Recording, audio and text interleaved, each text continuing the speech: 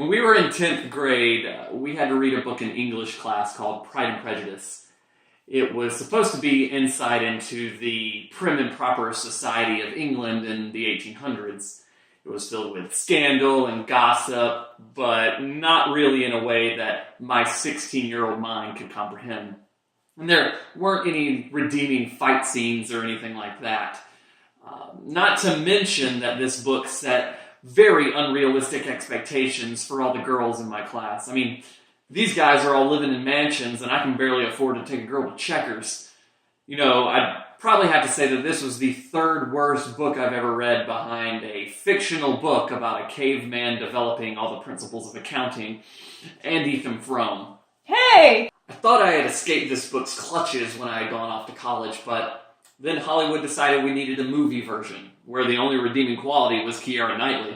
Hey! Add in the ridiculously long BBC version, and that's a lot of Pride and Prejudice. And to me, it's all so boring. No! But because fate is cruel, I've married a woman that loves it. Yeah. It used to be her default movie to pop in anytime she needed to do work around the house, so it's been a bit impossible to escape.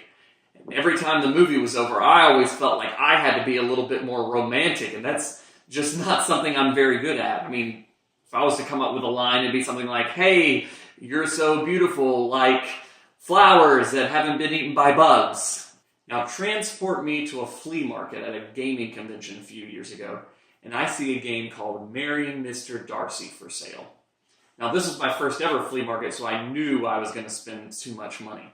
So I thought maybe if I bought this game for Sarah, it would soften the blow a little bit. I cannot be bought. About a year ago, we broke it out with a group of friends who also liked the book, and were always up for any sort of game. Over the course of the game, you're going to be getting these character cards, which help to grow your beauty, wit, reputation, cunning, and more. All in an effort to appeal to these suitors who you are trying to marry. During what's called the courtship phase, you're going to be playing through the event deck. And in the event deck, you'll be drawing cards. Each player will draw one card on their turn. And most of them will say things like these, which lead you to drawing cards and playing cards, which, as we mentioned, increase your character traits. Once you've gone through all the cards in the event deck, you move into the proposal phase. At that point, each player is trying to get a suitor to propose to them and for them to accept that proposal. Now, you might be listening to those rules and think that this game sounds really dull. You've got to stop saying that. But Marrying Mr. Darcy is a game that's only as good as the attitude you bring to it. If you're going in hoping for a backstabbing, highly strategic experience, you're going to come away disappointed. But if you go into the game as a huge fan of the book, Yeah! or maybe embracing the silliness of the cards, Yeah! then you might have a good time. Your appreciation of this game is definitely impacted by your familiarity with the material, so I don't necessarily recommend this for younger gamers. It's not that they're not going to be able to play, it's just that I don't think they're going to have any fun while they're doing it. But get a couple of friends that love the book, or maybe even a few that hate it, Which is no one. and I think you're going to have yourself a good time for about 30 to 45 minutes. Well, that's all we have time for today. Let us know in the comments what you think of Pride and Prejudice, and if there are any books you had to read in high school that you think would be good or possibly very weird games. If you like this video, check out our channel for more and maybe even subscribe. Until next time, thanks for watching. Are you done making fun of my book? Yes, Well, okay then.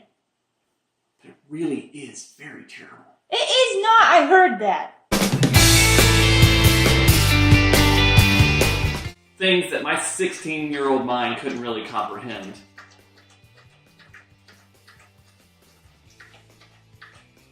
Thank you, Wrigley. I haven't wanted to drink water the whole time, and now you said, alright.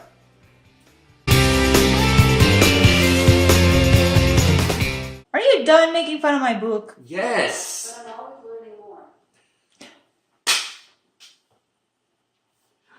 Alexa, stop interrupting our takes.